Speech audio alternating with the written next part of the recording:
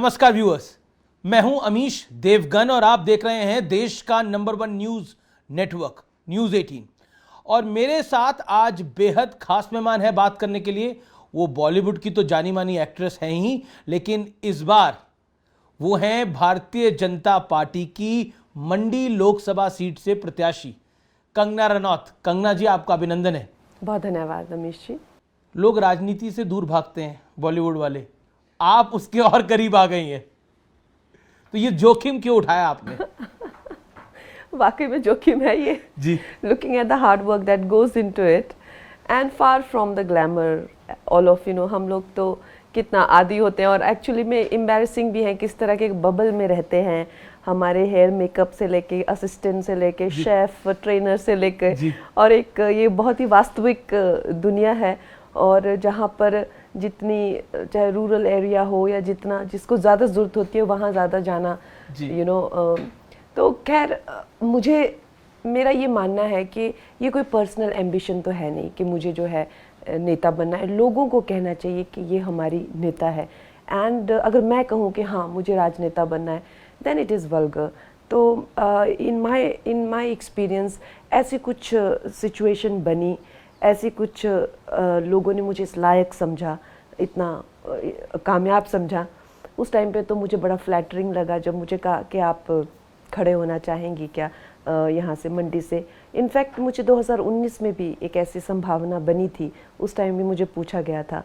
तो चाहे वो मेरा वर्क वुमेन एम्पावरमेंट को लेकर हो या मैंने वेरी ओपनली जो हमेशा सरकार का जो है वो, चाहे वो भारत के राष्ट्रवादी जो सरकार का मैंने जो पक्ष लिया है या मेरी खुद की जो है वो एज अ वुमन जो संघर्ष रहा है फ्रॉम, मुझे नहीं लगता कि आज तक भारत के इतिहास में, सिनेमा के इतिहास में एक रूरल एरिया से आने वाली किसी महिला ने, एक आदिवासी एरिया से आने वाली महिला ने जो है फिल्म इंडस्ट्री में इस तरह का सुपरस्टारडम, चाहे जो भी रीज़न रहा हो, उन्होंने जब मुझे ये संभावना जब बनी तो मुझे बड़ी खुशी हुई। मैंने कहा अरे वाह यार, हमने ऐसे सोचा है तो why not, let's go for it.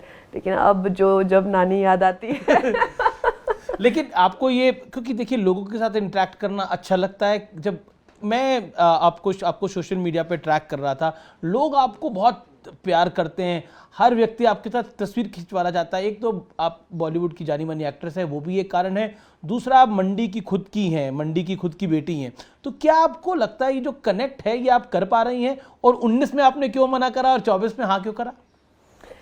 19 में एक तो जो संभावना बन रही थी वो मध्य प्रदेश से बन रही थी, और एक तो मैं कभी मध्य प्रदेश में रही नहीं थी, तो हमेशा ये दिल में था कि अगर कभी हो तो अपने ही प्रदेश का जो है वो सेवा करने का मौका मिले। और हमारा देश, हमारा जो प्रदेश है बहुत ही ज़्यादा कई जगहें हैं जहाँ पे पिछड़े हुए हैं। तो मुझे लगा कि एक लॉस्ट अपॉर्चुनिटी हो जाएगी, मेरे प्रदेश के लिए एक लॉस्ट अपॉर्चुनिटी हो जाएगी। तो मैंने उस टाइम भी ये बात रखी थी कि अगर हमारे मंडी से हो तो बेटर है। और दूसरी, जहाँ तक लोगों का मिलना और प्यार करना, वो तो स्वाभाविक सी बात है। They are so proud of me. उनको लगता है कि हमारी बेटी है और इतना आगे बढ़ी है और जो है विश्व प्रख्यात है। और जो बॉलीवुड का भी जो क्रेज़ है, कोई भी नेता अभिनेता जाए तो एक सेल्फी तो आजकल एक, मैं तो कहती हूँ बहुत हद से ज़्यादा कल्चर हो गया है। जी, हद से ज़्यादा कल्चर हो गया है। लेकिन आपने बीजेपी को क्यों चुना? ऑप्शन तो कांग्रेस भी थी, ऑप्शन तो कई सारी पॉलिटिकल पार्टीज थी, वाई भारतीय जनता पार्टी? ये भी सही बात है, आपने बिल्कुल सही कहा कि गैंगस्टर के एकदम बाद भी जो है मुझे कांग्रेस से ऑफर आया था जी विधायक का, क्योंकि मेरे जो परदादा जी हैं जिनके आप वो देखते हैं सबसे ऊपर जो फोटो है, जी वो विधायक रह चुके हैं, और वो 10-15 साल विधायक थे, कांग्रेस से विधायक थे। तो नेचुरल सी बात है यहाँ पर, जो ना कि मेरे पिताजी भी कांग्रेस में पदाधिकारी थे, तो खुद ही घर पे इतना प्रेशर हो जाता है। परिवार कांग्रेसी और आप भारतीय जनता पार्टी में चली गई। वही, मुझे उस टाइम पे गैंगस्टर में पापा आगे अपना झंडा उठा के कहते बेटा अब हम राजनीति में, क्योंकि ये लोग कह रहे हैं कि पहले मुझे कहते रहे कि आप खड़े हो, क्योंकि सरजू सिंह ठाकुर के परिवार से कोई तो होना चाहिए आप। अब मैंने कहा पागल हो गए क्या ये किस तरह की बातें कर रहे हैं, और आप ये मतलब मैं पॉलिटिक्स में कभी जाऊंगी ही नहीं, ये मेरे जो शब्द थे जी, मेरे ये शब्द थे। और अब सोचा नहीं था मैंने। अब वो कहती होंगी अब बेटा मैंने तो, तुम मुझे तो बोल रही थी कि मैं नहीं जाऊं। नजरें बचाते हुए फिरते हैं। वो सुक्खू जी ने भी तो कहा है ना कि इनके पिताजी हमारे जो है अध्यक्ष, यूथ अध्यक्ष बनाया हुआ था उनको। सुक्खू जी भी कहते हैं पापा जी के बारे में, तो वो अपने दोस्तों से नजरें छुपाते हुए फिरते हैं, अब क्या करेंगे। लेकिन ये स्वाभाविक है, और मैं आपको ये दिल से ये बता रही हूँ कि जब एक ऐसे नेता होते हैं, है ना, जो चाहे आप देखो सुभाष चंद्र बोस हुए या महात्मा गांधी हुए, या एक लार्जर देन लाइफ जब कोई एक नेतृत्व आता है ना, तब युवा लोगों में जो एक देश के प्रति जो कहीं ना कहीं सोया हुआ था, वो हमारी जो चेतना शक्ति है वो जगाई है प्राइम मिनिस्टर नरेंद्र मोदी जी ने, और तभी हम आकर उनसे जुड़े हैं। नहीं तो संभावनाएं तो हमेशा ही होती है। मुझे क्या, बहुत सारे लोग रूरल एरिया से आगे आना, मैं तो कितनी पॉलिटिकल पार्टीज आपको, मैं इस एरिया को, मैं जहाँ पर रहती थी और जहाँ पर आप पहुंची है, वाकई ये बहुत बहुत बड़ी बात है, बहुत प्रेरणादायक है। आप तो आज के जमाने में आ रहे हैं जब यहाँ पे प्रधानमंत्री ग्रामीण विकास योजना, इतनी सड़कें हैं, पहुंच नहीं सकता कोई, सोच नहीं सकता ये गांव कहाँ है, ये कोई मंडी शहर थोड़ी ना है, ये तो एक उसके अंदर भी कस्बे से भी बहुत छोटा गांव है ये एक तरह से। तो इससे एक सुपरस्टार निकलना, तो नेचुरली वो पॉलिटिकल पार्टियां तो हमेशा से ही जो है वो चाहती थी कि हम इस चीज़ को। तो आप कहती है, आपको लग रहा है कि बीजेपी क्योंकि राष्ट्रवादी है, प्रधानमंत्री मोदी का नेतृत्व करिश्माई है, इसलिए आप आई। लेकिन देखिए, राजनीति में जब आती हैं तो आक्षेप लगते हैं, जब आपको नाचने गाने वाली कहा जाता है, इस तरह के शब्द कहे जाते हैं, तो आप कहती हैं कि मैं एक राजपूत महिला हूँ, मैं लड़ना जानती हूँ। नहीं, मैं यही देखिए, जब एक महिला जो है वो आप कहती है मैं नाचती नहीं हूँ, मैं हड्डियाँ तोड़ती हूँ। वो तो खैर, मैं ये कहना चाहूँगी कि जो हमारी बहनें हैं, चाहे वो नाचने गाने वाली भी क्यों ना हो जी, उनको भी सम्मान हमें देना चाहिए, क्योंकि नृत्य शास्त्र जो है, सामवेद जो है हमारे शास्त्रों में, वो बहुत ही एक अहम वेद है। और खैर मेरी जो बात रही है, मेरे जो रोल रहे हैं, हमेशा महिला सशक्तिकरण की भूमिका मेरी रही है, चाहे वो क्वीन हो या चाहे वो मणिकर्णिका हो, जयललिता हो, या एक बेटी जिसने अपना पूरा करियर, मुझे खानों के साथ काम करने का, जहाँ आप जानते हैं कोई एक्ट्रेस आज तक ऐसी नहीं हुई है जिसने खानों के साथ काम करने की जो है वो रेजिस्ट किया हो, या यशराज के साथ, या मैंने कभी इनके साथ काम नहीं किया, मैंने अपनी एक जर्नी बना के रखी। तो आइटम नंबर के खिलाफ मैंने आवाज़ उठाई, पे पैरिटी के खिलाफ, सेक्सिज्म के खिलाफ, फेयरनेस क्रीम्स के खिलाफ, तो जितना मैंने एक्टिविज्म फिल्मों में रह के किया है। एक रिस्क तो आप लेती हैं हमेशा से ही, मतलब ऐसे ऐसे बड़े बड़े रिस्क ले लेती हैं कि कई बार आप पर भी भारी पड़ जाता होगा। परिवार वाले बोलते होंगे क्यों फंसा देती हो तुम हमें भी इस चक्कर में। आई मीन नेचुरली उनके लिए ये बहुत ही, अब देखिए सब भाजपाई बन गए हैं, तो इनके लिए भी एक बहुत ज़्यादा, और ख़ासकर जब शिवसेना वाला जो हुआ था, तो मेरी माता जी और सब बहुत ज़्यादा डर गए थे, और उनके लिए एक बहुत ट्रॉमेटिक फेज़ रहा था। तो मैं ये कहूँगी कि जब महिलाएं जो हैं फील्ड में होती हैं, तो ये शब्द आपको सुनने को मिलते हैं, चरित्र या या आइटम चीज़ है जो उसको देखने, इस तरह की जो चीज़ें हैं वो सुनने को मिलती हैं। लेकिन जब पुरुष होते हैं तो अक्सर ये वर्ड्स नहीं आते हैं, पुरुष कभी अपवित्र नहीं होते हैं, या पुरुष कभी चीज़ होके उनको महिला जो आइटम देखने नहीं आती है। ये जो एक डीप रूटेड सेक्सिज्म है हमारी सोसाइटी में, we must call it out. हम, पता है क्या है, इस चीज़ के बारे में जो अक्सर मुझे कहा जाता है कि जो चुनाव में है, डोंट मेक इट पर्सनल, और मुद्दों पे लड़ो, मैं कहती हूँ नहीं, बात वो नहीं है, बात ये है कि we need to point it out, और हमें लोगों की इसमें नज़र, देखो ये इसे सेक्सिज्म कहते हैं, ताकि हमारी बेटियों को, हमारी बहनों, उनको भी उनकी योग्यता के आधार पर उन्हें देखिए ना, उनको भी ये शब्दों के शोर में जो है उनकी योग्यता, उनका कैलिबर, उनका स्ट्रगल जो है ना, वो कहीं छुप जाता है। क्या आपको लगता है स्ट्रगल जो है वो पॉलिटिक्स में भी उतनी है जितनी बॉलीवुड में है महिलाओं के लिए? मैं इस पे ना एक्चुअली डॉक्टर जयललिता को कोट करूँगी, क्योंकि मैंने उनकी बायोपिक की है, और निश्चय ही उन्होंने जो है 6 टाइम चीफ मिनिस्टर रहने के बाद ये बात बोली है। मुझे तो अभी 2 महीने ही हुए हैं, वो भी मैं कोई पॉलिटिशियन नहीं हूँ, सिर्फ एक प्रत्याशी हूँ। तो उन्होंने कहा है कि एक जो महिला है वो फिल्मों में एसेंशियल होती हैं, whatever role that you give her, whether आप उनको 2 मिनट के गाने दो, चाहे आप उनको जो है एक ग्लैमर सीन दो, जो भी दो, पर महिलाओं की ज़रूरत होती है, and they can't do without you. लेकिन पॉलिटिक्स में they rather do without you, this is what they want, they want to do it without you, they don't want women in politics. तो ये बात की जो महत्वता है ना, वो मुझे समझ आती है कि आज अगर मैं यहाँ नहीं हूँ या कोई और पुरुष होते हैं, तो क्या फ़र्क पड़ेगा? क्या आप उसको मिस, फिल्मों में तो आप मिस करेंगे, कैसी फिल्म थी यार, ना कोई गाना, ना कोई सुंदर चेहरा देखा, कुछ एक हो सकता है कि ऑडियंस खुद थिएटर में बोले हमें नहीं पसंद आई, लेकिन पॉलिटिक्स में क्या आप बोलेंगे, क्या आप उन्हें याद करेंगे? नहीं। तो they make sure that women don't come into politics. और इस करके जो ये ऐतिहासिक, ये जो हमें 30% रिजर्वेशन दिया है ना, तो ये जो के डंडा मार के रखो इनको वहाँ पे, डंडा मार के जो काम कराया जा रहा है ना, वो जरूरी, बहुत जरूरी था, नहीं तो महिलाओं का कोई स्कोप नहीं है यहाँ पे। बहुत महत्वपूर्ण बात आप कह रही हैं। लेकिन देखिए, क्योंकि एक महिला नेत्री है कांग्रेस की, उन्होंने आप पर एक बहुत ही खराब टिप्पणी करी जब आपको टिकट मिला ही था। सुप्रिया श्रीनेत, उनके इंस्टाग्राम हैंडल से एक टिप्पणी हुई और देश भर में इसका एक विरोध हुआ, अक्रॉस द पार्टी लाइन लोगों ने इसका विरोध करा। उस समय आपको लगा कि ये तो बॉलीवुड से भी खराब स्थिति है यहाँ पर, तो मतलब जो एक महिला नेत्री ने लिखा, हालांकि उन्होंने बाद में बोला गलती से उनके अकाउंट से किसी ने लिख दिया था ये, लेकिन व्हाट यू फेल्ट?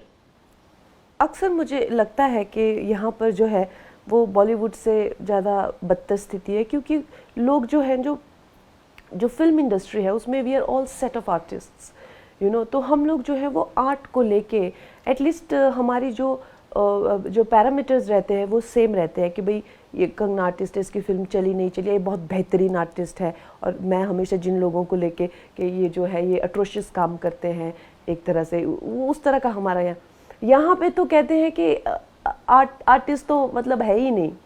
तो मुझे कहते हैं कि आपकी एजुकेशन ही क्या है, आप तो कुछ है ही नहीं। और मतलब जो लोग खुद BA MA किए हुए हैं, तो मैं उनको कहती हूँ कि सिर्फ BA MA ही एजुकेशन नहीं होती है, यू नो, कि आप स्क्रीन प्ले लिख सकते हैं। मैंने न्यूयॉर्क फिल्म अकेडमी में एजुकेशन ली है, क्या आप एक फिल्म का सीन परफॉर्म कर सकते हैं, क्या आप भरतनाट्यम कर सकते हैं। तो वो उसको कुछ समझते ही नहीं है जो कला को। लेकिन जो पर्सनल अटैक हुआ आप पर, आपको जब आपके लिए इस तरह के शब्द लिखे गए तो गुस्सा आया आपको या अफसोस हुआ?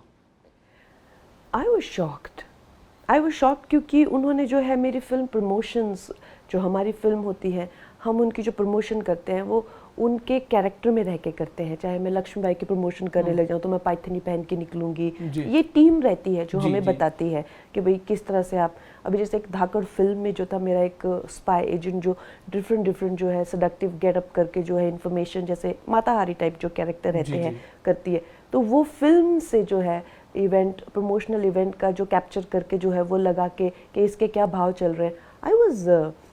I was shaken. I was deeply shaken about the perception, how they were putting, and maybe that's what how they assume कि आप के कपड़ों को लेके वो आप कैसे भाव तय करते हैं।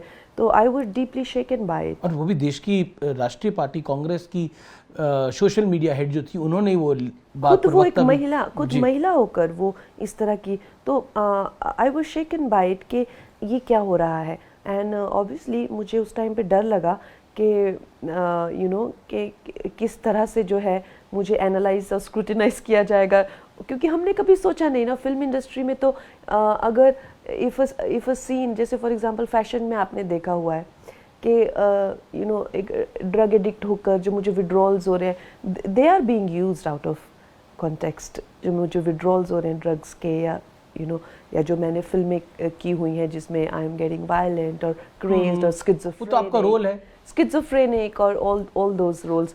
तो they are being used out of context. एक हेडलाइन आपने भी बना दी, आपने एक ऐसी बात बोली, छोटा पप्पू बड़ा पप्पू, वो दिल्ली तक हेडलाइन बन गई।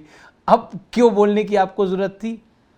क्या आपको लगता है कि, और इस पर विक्रमादित्य ने बोला मैं कुछ नहीं बोलूंगा अब इसमें?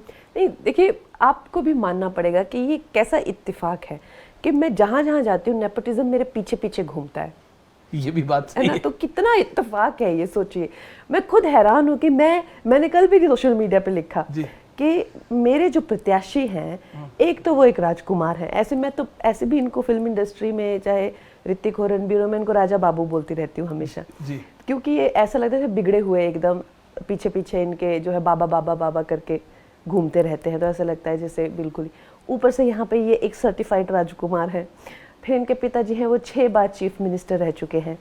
फिर उसके बाद माताजी जो हैं और उनके पिताजी मिलकर इनके परिवार से 8 बार मेंबर ऑफ पार्लियामेंट रह चुके हैं, 8 बार। माताजी खुद प्रदेश अध्यक्ष हैं, अभी MP हैं। ये खुद 10 साल से विधायक हैं। और ये जो खुद हैं PWD मिनिस्टर अभी हैं इस टाइम पे। और इसके सिवाय एक और मिनिस्ट्री रूरल डेवलपमेंट की इनके पास है भाई। और कितना कितना और कितना, मतलब और भी प्रदेश में बच्चे हैं और भी युवा हैं। मतलब आपको तो नैतिकता के अधिकार बेस पे कहना चाहिए कि भाई अब हमारी फैमिली अब नहीं खड़ेगी, या तो हम में से कोई एक जो है वो आगे आएगा और बाकी बच्चों को भी जो है वो मौका मिलना चाहिए। लेकिन आप देखिए इनके, ऐसा लगता है कि जैसे परिवारवाद का एकदम जैसे जो दीमक है वो इस प्रदेश को खा गया है। तो मुझे लगता है कि मुझे ही ये सब कैरेक्टर जो है क्यों मिलते हैं। तो ये छोटा पप्पू आपको किसी ने बताया था बोलने के लिए या आपने खुद बोल दिया था? देखिए अब क्या होता है ना कि जो प्रत्यक्ष दिख रहा है लोगों को, एक तरफ आप देख लीजिए जैसे कि ये अपने राहुल गांधी जी हो गए, वो वहाँ आज़ादी के टाइम से जवाहरलाल नेहरू, इंदिरा, फिर राजीव, फिर उसकी माता जी, और फिर अब मतलब कम ऑन यार। अब तो बहन उनकी कह रही है, अमेठी में गई थी स्मृति ईरानी के खिलाफ प्रचार करने के लिए, रायबरेली में भी वो गई थी, उन्होंने बोला इस बार ये आप रायबरेली में एक एमपी नहीं चुन रहे, आप देश का प्रधानमंत्री चुन रहे हो राहुल जी के लिए। तो मैं वही कह रही हूँ कि इनको नैतिकता के आधार पे कहना चाहिए कि भाई हमारा जो परिवार है अब पीछे हट रहा है, क्योंकि और भी जो लोग आपको लगता है ऐसा होगा पॉलिटिक्स के अंदर? तो आपको लगता नहीं ऐसा होना चाहिए? नहीं, होना तो बहुत कुछ चाहिए लेकिन होता नहीं है। नहीं, पर अब आप देखिए जैसे अब, पर जनता तो चुन रही है उनको, फिर जनता तो बार बार चुन रही है, पर ना कहाँ चुन रही है जनता? आपको कमाल करते हैं आप, वो हर बार लॉन्च होते हैं, हर बार फेल हो जाते हैं वो। कहाँ जनता? अब वायनाड में चुन लिया उनको, पिछले चुनाव में वो अमेठी में हार गए, पर वायनाड में 5 जगह से आप आओगे, 5 कोई ना कोई तो आपको, ऐसे थोड़ी होता है, आप कमाल करते हैं। वैसे तो फिल्म इंडस्ट्री में जो तो फिल्में तो बनाई जा रहे हैं अपने पूतों सपूतों की, बड़े बड़े डायरेक्टरों के साथ, इसके साथ फिल्म इंडस्ट्री डूब गई, वो हटने का नाम नहीं लेते हैं। उनको उन्हीं बच्चों को चलाना है, उन्हीं को करना है। तो खैर अब फिल्म इंडस्ट्री जिसको देखना है देख लेते हैं, राजनीति में तो आपको लगता है कि क्या फिल्म इंडस्ट्री जिस तरह से थ्राइव करनी चाहिए थी वैसे कर रही है? नहीं, वहां भी नेपोटिज्म का दीमक जो खा गया। और इनको मिलते कौन है? मैंने ही इनका जो है वो बेड़ा गर्क करके, जैसे महिषासुर का जो है वो संहार करती है सारे। मतलब ये नेपोटिज्म वालों का पंगा आप ही से होता है सबका। मैं खुद परेशान हूँ भाई, मैं खुद परेशान हूँ। मैं एक बड़ी शांति की जीवन जीना चाहती हूँ। कहाँ आप शांति का जीवन जीना चाहती हैं? पप्पू जो है मुझे ढूंढते हैं और फिर जो है वो खुद नष्ट हो जाते हैं। लोग मुझे कहते हैं फिर इसने इसको खत्म कर दिया। अच्छा चलिए, राजनीति का तो छोटा पप्पू, बड़ा पप्पू, मिडिल पप्पू सब आपने बता दिया। अब ये बॉलीवुड का बड़ा पप्पू और छोटा पप्पू कौन है? अरे बॉलीवुड में तो आपको पता है पूरी तरीके से जो है खानदानों ने उसको कैप्चर किया। वो तो मैं डे 1 से आपको, तो कोई तो होगा आपकी नजर में बड़ा, कौन है? नहीं देखिए, अभी करण जौहर जो है वो अपने पिताजी के बनाए हुए एम्पायर और रियासत पे इस तरह से बैठे हुए हैं। उनके खिलाफ उन्होंने मुझे कहा था लंदन में जाकर, उन्होंने कहा था, मैं उसको कहता हूँ कि निकल जाए फिल्म इंडस्ट्री से, सेम भाषा यूज करते। अरे गूगल करिए ना आप, निकल जाइए फिल्म। उनका बहिष्कार हुआ, सारे देश ने थूका था उन पे कि आप कौन होते हैं इसको धमका के निकालने वाले। तो कितनी गंदी बात उन्होंने कही ना। तो इससे पता चलता है कि अगर उनके पिताजी जो यश जौहर खुद होते, वो कभी ऐसे नहीं कहते। यश चोपड़ा ने खुद जो है वो शाहरुख खान को बनाया है। वो लोग, उनकी इंटेग्रिटी अलग थी, क्योंकि वो जमीन से जुड़े हुए थे। अब शाहरुख खान को मानती है कि he is a real star? Of course. देखो जो इंसान खुद स्ट्रगल करके बने हैं ना, उनमें उनकी इंटेग्रिटी को आप चैलेंज नहीं कर सकते। लेकिन जो माँ बाप के पैसे पे बैठ के खा रहे हैं ना, वो लोग जो है वो इस तरह की बातें, निकल जाओ, चले जाओ, यहाँ से जाओ, ये हमारा है, हम करेंगे। अरे फिर छोटे छोटे बच्चों की तरह बातें करते हैं और फिर उनको पप्पू कहते हैं, फिर उनको बुरा लगता है। तो बॉलीवुड में छोटा कौन दिखता है आपको? पप्पू मतलब आप देखिए, मैं अभी I don't want to get into all of that. आप जानते हैं कि जो पूरी फिल्म इंडस्ट्री है वो परिवारवाद से भरी हुई है। इनका पूरा ग्रुप है, जिन्हीं चाहे वो लड़कियां हो या लड़के हों, उन्हीं को प्रमोट किया जाता है, उन्हीं की फिल्में बनती है, बाहर आउटसाइडर्स को आने नहीं दिया जाता है। तो इस तरह से खैर प्रत्यक्ष को प्रमाण की क्या जरूरत है? आप क्यों चाहते हैं मेरे मुंह से निकले? और मैंने आज तक जो वहां पे क्या कम बोला है जो आज। लेकिन आपको भी, मतलब आपकी एक फिल्म आई थी पंगा, आपको भी पंगा लेने की आदत है इन सबसे? अरे मुझे नहीं है, ये लोग मुझे ढूंढते हैं और इन लोगों को जो है लिटरली मैं कहती हूँ कि मैंने कभी सोचा था कि विक्रमादित्य मेरे अपोनेंट होंगे यहाँ पे? आप कभी सोच सकते हैं? तो अचानक कांग्रेस ने अचानक उनको अपोनेंट बना के दे दिया। तो फिर वो पहले तो कोई और लड़ने वाले थे। तो फिर और फिर विक्रमादित्य आगे, मतलब इस पूरे एरिया में सबसे धाकड़ कैंडिडेट वही माने जा रहे हैं। तो मैं वही कह रही हूँ, मैंने थोड़ी ना सोचा था। और सबसे बड़ी बात, जो फिल्म इंडस्ट्री में जाकर मैंने कहा था कि मुझे इल ट्रीट करो और मुझे जो यहाँ से निकालने की कोशिश करो, ये लोग खुद मुझे ढूंढते हैं, खुद जितना पप्पू गैंग है खुद मुझे ढूंढता है और फिर जी खुद बाद में कहते हैं हमें बर्बाद कर। लेकिन ऐसा नहीं है कि आपकी लोग प्रशंसा नहीं करते। मैंने आयुष शर्मा उद्धव ठाकरे, मैंने उसको क्या आप सोचते थे मैंने उनको बोला कि आप आओ और मुझसे बैल मुझे मार? वो तो उन्होंने खुद मुझसे पंगा लिया। और जब राज ठाकरे होते तो उनकी और मेरी जबरदस्त दोस्ती होती। उनकी इंटेग्रिटी अलग है, इनकी इंटेग्रिटी अलग है, और आइडियोलॉजी की बात नहीं है, बात वही पप्पू परवरिश की है। आपने उद्धव ठाकरे से पंगा क्या लिया? भारतीय जनता पार्टी ने उद्धव ठाकरे की पार्टी तोड़ दी। वो पार्टी मतलब बची नहीं है, आप उद्धव ठाकरे बचे हैं, आदित्य ठाकरे बचे हैं। अरे फिर ये और मतलब उनके साथ उनके बाकी नेता हैं। मैं वही कहती हूँ इनको, विक्रमादित्य को भी, कि तुम्हारे पास 2-2 मिनिस्ट्रियां। अब ये सत्ता की भूख ऐसा ना हो जो था वो भी तुम्हारे हाथ से जाए। ये सत्ता की भूख, अब आप बोलोगे कि जी तुमने उसको वो कर, अरे वो उनकी सत्ता की भूख नहीं आपको दिखती क्या? उनके पास 2-2 मिनिस्ट्रियां और रोड्स के इतने गंदे हालत है, और रोड पे 2.5 फीट के गड्ढे। कल मेरे साथ जो लोग थे चक्कर आके गिर गए, उनको अपने काम में इंटरेस्ट नहीं है। वो करना क्या रहे हैं? अच्छा अब मुझे मेंबर ऑफ पार्लियामेंट बनना है, मेरी फैमिली का उसमें दबका है और मुझे ही लेके रखना है। उनका आप देखिए, उनको क्वेश्चन आपको करना चाहिए कि भाई आप में जो सत्ता की भूख है, ऐसा ना हो जो आपके पास था वो भी लेके जाए। जी, राम मंदिर की प्राण प्रतिष्ठा में हम लोग मिले भी थे। एक सवाल मैं आपसे पूछना चाहता हूँ, उससे पहले एक सवाल है कि आयुष शर्मा है एक एक्टर, उनसे मैंने सवाल पूछा आपके बारे में। मैंने पूछा कि आप मंडी से चुनाव लड़ रही हैं, तो उन्होंने आपकी बड़ी तारीफ करी।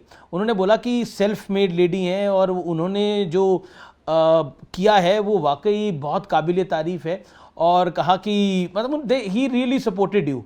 क्या कहना चाहती हैं आप? डेफिनेटली हमारे जो विधायक है, मंडी के विधायक जी, जी, उनके बेटे हैं। यस, उनके बेटे हैं, और उनके पिताजी के जो पिताजी दादाजी जो है, उन्होंने पूरी संचार क्रांति जो लाई थी वो हिमाचल में पंडित सुखराम जी ने लाई थी। तो वो बहुत ही एक प्रेस्टिजियस फैमिली से आते हैं, और अवश्य ही वहाँ पर जिस तरह से संघर्ष कर रहे हैं, आपको पता है कि उन्होंने किया भी है संघर्ष, तो वो शायद रिलेट करते हैं, क्योंकि यहाँ के लोगों को शायद अंदाज़ा नहीं है वहाँ पे किस तरह की ज़िंदगी होती है एक पहाड़ी बेटी के लिए जो है, तो उनको वो आइडेंटिफाई करते होंगे। तो definitely, and he is very well brought up. जी, राम मंदिर की प्राण प्रतिष्ठा की बात करते हैं। आप भी वहीं थी, मैं भी वहाँ था, हमारा ये सौभाग्य था कि हमें वो मौका मिला। क्या आपको लगता है राम मंदिर इस चुनाव में विषय है? क्योंकि आप हर जगह जय श्री राम के नारे भी लगाती हैं, हम बाकी भी रैलीज में जाते हैं, वहाँ पर भी इसी तरह होता है। प्रधानमंत्री मोदी की रैली में, गृह मंत्री अमित शाह की रैली में, जेपी नड्डा साहब की रैली में भी होता है। तो राम मंदिर क्या मुद्दा है या फिर भावना का विषय है? देखिए, एक तो ना मुझे कई बार ना मासूम सवाल जो मीडिया वाले पूछते हैं ना, मुझे बड़ी हैरानी होती है कि वो वाकई में इतने मासूम हैं कि अच्छा, आपको मैं चालाक दिख रहा हूँ?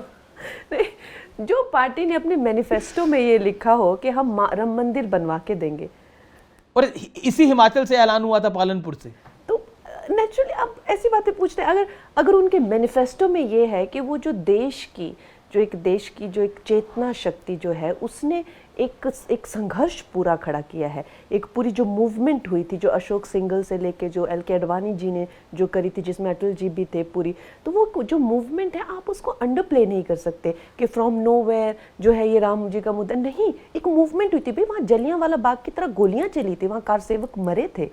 तो उसके बाद में अगर एक देश है वो कह रहा है कि भाई हमारे रामलला जो वो टेंट में सोए हुए हैं, और एक पार्टी है वो कहती है कि हाँ आप हमें, और ऐसा नहीं है कि दे आर इन पावर और दे फ्रॉम स्क्रैच, तो पार्टी ने राम मंदिर बनाया है देश के लिए, या देश ने ये पार्टी बनाई है राम मंदिर के लिए?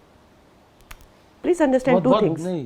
बहुत इंपॉर्टेंट बात या देश ने ये पार्टी बनाई है राम मंदिर के लिए?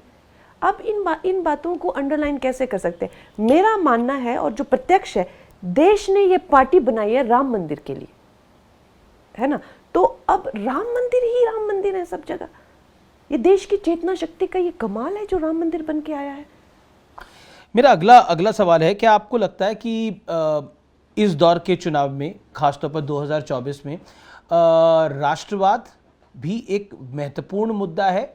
और जिस तरह से विपक्ष बार बार प्रधानमंत्री नरेंद्र मोदी पर, बीजेपी पर अटैक करता है कई मुद्दों को लेकर, क्या आपको लगता है कि वो विषय भी हैं, बेरोजगारी, महंगाई?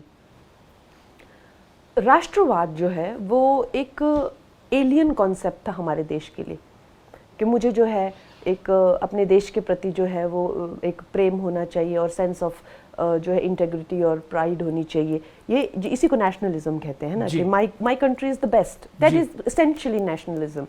तो ये जो भावना है, ये भावना को कहीं ना कहीं जो है वो हीनता से जोड़ा गया था। आप सोच लीजिए जो उनकी क्या मानसिकता होगी जो इस भावना को हीन समझते हैं। कहीं ना कहीं उनके उद्देश्यों में, उनके जो लक्ष्य हैं कि इस देश के टुकड़े होने चाहिए, उसमें जो है ये जो हमारे देश, ये भावना जो उठ के आ रही थी, उसमें ये एक रोड़ा बन रही थी। तो इस भावना को हीनता से जोड़ा गया था। ये एक पार्टी है जो राष्ट्रवाद को बढ़ावा देती है, और उससे क्या है ओवरऑल जो है हमारी, चाहे वो स्टार्टअप्स हो गए, इकोनॉमी हो गई, या सेना बल हो गए, या सीमाएं होंगी, उनको एक सशक्तिकरण मिलता है। तो नेचुरली सी बात है, ये इनका मेन एजेंडा है भारतीय जनता पार्टी का। राष्ट्रवाद जो है वो मेन एजेंडा है। तो राष्ट्रवाद एक हो गया, और नंबर 2 हमारी इकोनॉमी जो है वो पूरी दुनिया के लिए देखने के लिए 11वें नंबर से 5वें और तीसरे नंबर पे जाने के कगार पे है। तो नेचुरली जो है हमारा देश बहुत तरक्की कर रहा है, और उसमें जो है अगर आपको बाल की खाल खींचनी है 2 लोगों को पकड़ के कि भाई ये बेरोजगार है, तो जो आप 60 सालों में नहीं कर सके उससे कई ज़्यादा 10 सालों में करके दिखाया, आप और भी करके दिखाएंगे। महिला सशक्तिकरण पे आपने बहुत बड़ा काम किया है, मतलब फिल्मों के जरिए। अब आप राजनीति में हैं। हाल ही में दिल्ली में स्वाति मालीवाल, आम आदमी पार्टी की राज्यसभा सांसद हैं, के साथ एक सीएम हाउस के अंदर दुर्व्यवहार हुआ, शिकायत उसकी हुई, अरविंद केजरीवाल के पीए को अरेस्ट कर लिया गया है, और आम आदमी पार्टी कहती है ये सब कुछ बीजेपी ने करवाया है। इसको आप कैसे देखती हैं? हाँ दयार, मुझे एक बात समझ नहीं आती। एक तो एक सीएम है, वो भी जिस तरह से मैं कहती हूँ कि एक पेरोल पे एक सीएम है, जिस बाहर आए हैं बेल पे, इंटरिम बेल, हाँ, जो एक सीएम है वो इंटरिम बेल पे बाहर आए हुए हैं और कहते हैं कि मैं जो है वो सत्ता नहीं छोड़ूंगा। और उनकी जो है ये आम आदमी पार्टी की राज्यसभा सांसद उनके खुद के पीए उनकी बीटिंग करते हैं, उनके खुद के पीए। तो क्या भारतीय जनता पार्टी की आत्मा उनके हाथों में घुसकर उनकी बीटिंग करे? ये किस तरह की बात है, मुझे समझ नहीं आता है। आप जिस तरह की जो किसी को क्या बोलना है, मैं कहती हूँ कि चलो अगर कोई पार्टी छोड़ता है या पार्टी से निकल के आता है, मैं सोच सकती हूँ कि उसको खरीदा गया है या उसको किसी तरीके से जो हो सकता है कि सम स्ट्रिंग्स आर पुल्ड। लेकिन आप किसी की पिटाई कर रहे हो, आप किसी की बीटिंग कर रहे हो, और आप कहते हो कि ये भारतीय जनता पार्टी करा रही है। ये क्या बात हुई यार? उनको मारा गया, मतलब जो उनके साथ हुआ, क्या आपको जब पता लगा तो ये वो शॉक्ड कि ये किसी पॉलिटिकल पार्टी में ऐसे भी हो सकता है? सीएम हाउस में की ये घटना है, और व्यक्ति जो पीए था वो भी सीएम हाउस से ही पकड़ा गया है, अरेस्ट हुआ। I felt violated. I was deeply disturbed by the entire incidents. You know, I was so violated that I was shaken. How can anybody raise hands on anyone, and besides being like a public servant, you are supposed to be the protector of the democracy. You are the, एक तरह से एक state का जो मुख्यमंत्री होता है वहाँ का राजा होता है, you know, वो उसके प्रजा होते हैं, और वो लोग उनके जो भी जितने फंडामेंटल राइट्स होते हैं, ह्यूमन राइट्स होते हैं, उनकी रक्षा करना वो उसका कर्तव्य होता है। और आप जो है इतनी बड़ी वायलेशन कर रहे हैं लॉ एंड ऑर्डर की, और क्रिमिनल एक्टिविटीज़ में इंडल्ज हो रहे हैं, एक वुमन का जो है शोषण कर रहे हैं, उनके प्रताड़ित कर रहे हैं, और स्पेशली वो एक अपने पीरियड्स पे है। तो मैं तो कहूँगी कि ये जो पूरा मुझे वाक्य है ना, याद आता है जो महाभारत में जैसे द्रौपदी को जो है when she was on her periods and she was dragged, she was beaten, तो विनाश काले विपरीत बुद्धि। मैं तो हमेशा कहती हूँ कि जब भी कोई एक महिला का जो है वो अपमान करते हैं और एक महिला को जो है उनका शोषण करते हैं, तो आपको ये बात समझ लेनी है कि ये उसका जो है एक साइन है कि these people are now losing the plot. चलिए, आपने हमें समय दिया, लेकिन चलते चलते मैं रैपिड फायर राउंड पूछूंगा, 3 नाम लूंगा, उस पर आपको अपनी राय देनी है। पहला नाम Priyanka Gandhi Vadra. What about her? Do you want me to say? आप एक line Priyanka, what do you feel about Priyanka Gandhi Vadra?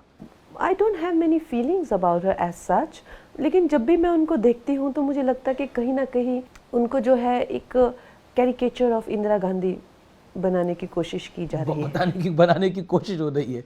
चलिए, अगले नेता है राहुल गांधी। राहुल गांधी को देख के तो मुझे सच में तरस ही आता है honestly। क्यों आता है आपको तरस? मुझे वो बहुत बेचारे लगते हैं। मुझे लगता है कि उनके साथ में वो सब हो रहा है, किया जा रहा है उनके साथ में, उनके बस की नहीं है, लेकिन उनकी माताजी उनको छोड़ती नहीं है। पर उनकी बहन कह रही है पीएम बनने वाले हैं वो इस बारी, क्यों लगता है आपको? वो कहाँ पीएम बन सकते हैं? आपको लगता है कि भैया जो इंसान चांद पे आलू उगाना चाहता है फिर वो एकदम ब्लैंक हो जाते हैं कभी कभी बात करते करते, ऐसे थोड़ी कि आपने उनकी स्पीचेस सुनी है कभी?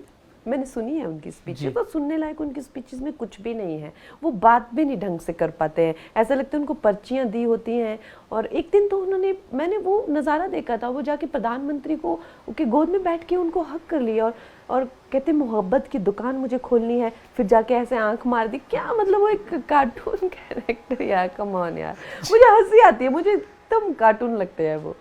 लेकिन कांग्रेस के तो नेता हैं भाई, उनको तो कांग्रेस ने, मैं वही कह रही हूँ कि जो 60 साल से आपने एक पूरा एक जैसे हमारी फिल्मों की दुनिया में एक आप कहेंगे कि पैरेलल आप ड्रॉ कर रही हैं, लेकिन जो एक आपने एक पूरा इंफ्रास्ट्रक्चर, एक रैकेट बना लिया होता है, चाहे मीडिया के लोग हो गए, आपकी प्रशंसा करने वाले क्रिटिक्स हो गए, डिस्ट्रीब्यूटर्स हो गए, एग्जिबिटर्स हो गए, सब जो है जनरेशन आपके पिताजी के इसके दोस्त हैं, तो नेचुरली आपको वो सपोर्ट सिस्टम मिलता है, उनके पास वो सपोर्ट सिस्टम है। भारतीय जनता पार्टी ने सब कुछ जो है वो स्क्रैच से शुरू किया हुआ है, और वो भी जो है करते करते इतनी जनरेशन हो गए, अटल जी के बाद जो है ये हमारे प्रधानमंत्री जी तक आ गए।